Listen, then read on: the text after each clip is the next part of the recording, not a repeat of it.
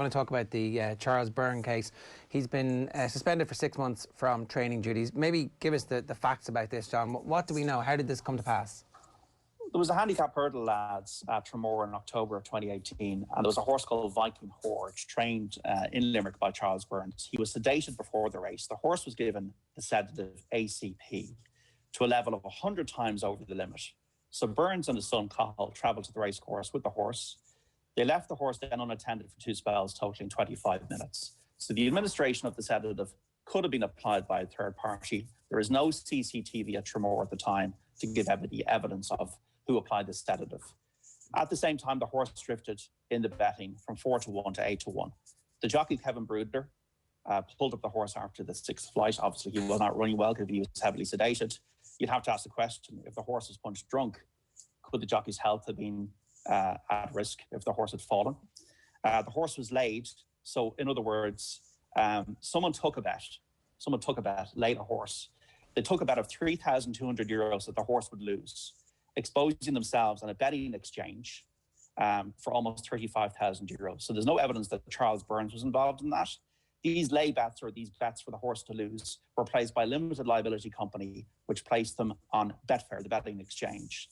They're believed to be done in Asia by a commission agent acting via white label exchange linked to Betfair on behalf of an individual or individuals who want to delay the horse. This practice has been subsequently outlawed by Betfair. Betfair are not commenting until this case is over completely because Charles Byrne will appeal his sanction.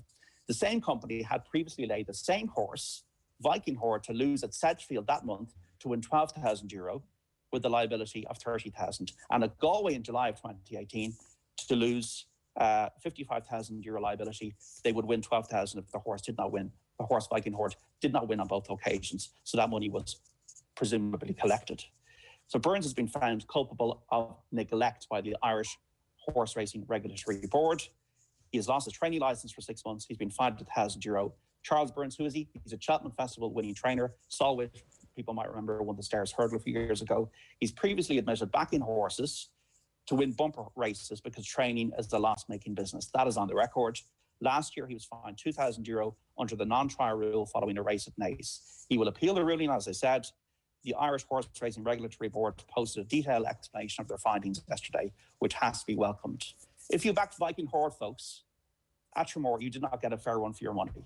You were done out of a fair run by the deliberate administration of a sedative to the horse, whoever administered the sedative. And you'd have to also ask the question, what about the punters, as I've just said there? And also, where's the concern for the horse's welfare in all of this? This is a very serious case. It's a really serious case because it opens up a can of worms. How often is this happening? All those questions that we just don't know the answers to. And a point raised in Kevin Blake's piece, I think was this on Racing TV, I don't want to get it wrong, but he was making the point that in the UK there was a scandal, a similar scandal, where sedatives were being given to horses. They found 20 horses that sedatives had been given to, and they brought in CCTV to make sure that this couldn't happen again. So the administration of the sedative, there would never be any gaps in people's knowledge. I think you're supposed to stay with your horse. So you're supposed to have somebody with your horse the whole time, but in the reasoned decision, the evidence given was, look, they had to go and get some food, and these things happen. Everybody knows that that is the case. So there's no CCTV footage in Tramore because there's no CCTV, and we don't know who was there with the horse in the build-up to the race. And it's clear from the amount that they found in the system that the horse was doped in the build-up to the race. It wasn't a few days previous. The figures there that John gave you in terms of the number, the scale of it. The scale of it's also really worrying because it's so damaging. That I haven't seen the video of the race, but the review said that, you know, the jockey actually strikes the horse very early on in the race to give him a wake up, but obviously he's not going to wake up because he's been doped. Yeah. You do not want a stench of leprechaun, or I would describe it as the smell of leprechaun aftershave around Irish horse racing. The gambler, the touch, I suppose, has always been associated with horse racing. Part of the fun of it, a stable or owners might have a go at a particular race at a particular day if they feel the conditions are right for the horse to perform to his optimum. I've never really had an issue with that because I think that while it's exciting, there's still not a certainty that the horse will win. I know a yard that trains horses and does well on the flat. And before Christmas, I was told that this horse has got a good chance at Dundalk. We all backed it, and the horse was beaten a neck. There was no certainty around that. We all lost money, and you felt, you know what, we had a bit of a gamble on the horse. It did not work out. That is horse racing. That is the way it goes. A horse could fall. A horse might not perform to its optimum. The horse cannot talk, and a lot of investigation into racing, that's one of the obstacles, because the horse cannot talk and tell you how he performed. But there's a couple of things here that are very, very different in scale. Performance-enhancing doping, as Richard Forrestal was speaking to John Malloy about last night, crystal clear cheating. The problem with trying to regulate that is, where do you begin? I think Richard's suggestion about blood passports for horses was a good one. Because money is involved, because horses can't talk, there'll always be a peculiar whiff around it, Irish horse racing. I would call it the scent of Slevene. But I would also say that I love racing, and so many other people love racing. I love the bravery of the jockeys. I think with Friday Night Racing, we've demonstrated on this channel the integrity of people involved, jockeys, trainers, owners and breeders. And you don't want the great people in the game to be sullied by the actions of others.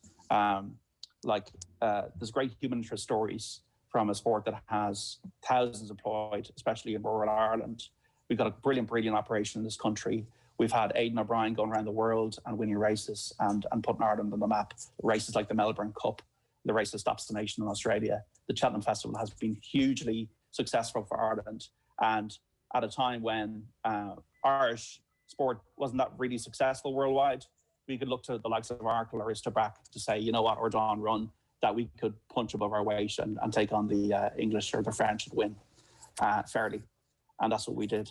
But the two issues, one on performance-enhancing doping, that is a really serious issue. Jim Bulger's comments were worrying recently about that. And the other issue, what emerged yesterday, is in a completely different scale. A sedative to stop a horse running any kind of race at the same time the horse laid to lose on a betting exchange. Like, it smells like a major problem for the integrity of the sport. So I would welcome and I would applaud the Irish Horse Racing Regulatory Board for the detailed judgment that they made yesterday. But the fact that the horse had been laid twice to lose before at Sedgefield and Galway raises other questions.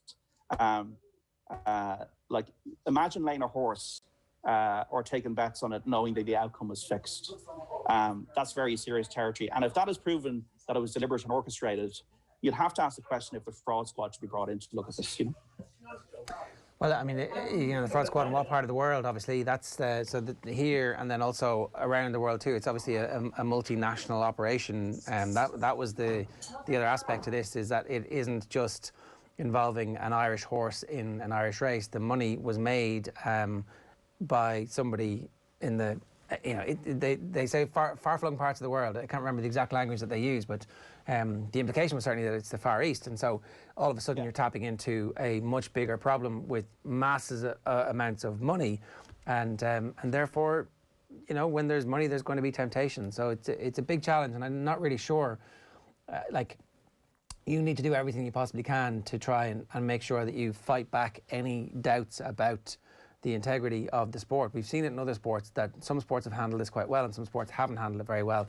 You got to get out in front of it as fast as you can. The point about the CCTV, that sounds like a good one. Just announce that we're going to install CCTV that will be monitored, and the video will be stored in the cloud forever, so that if something emerges in 10 years' time, we'll be able to go, there's that race, there's the half an hour beforehand, there's that horse, and you can track them the whole way.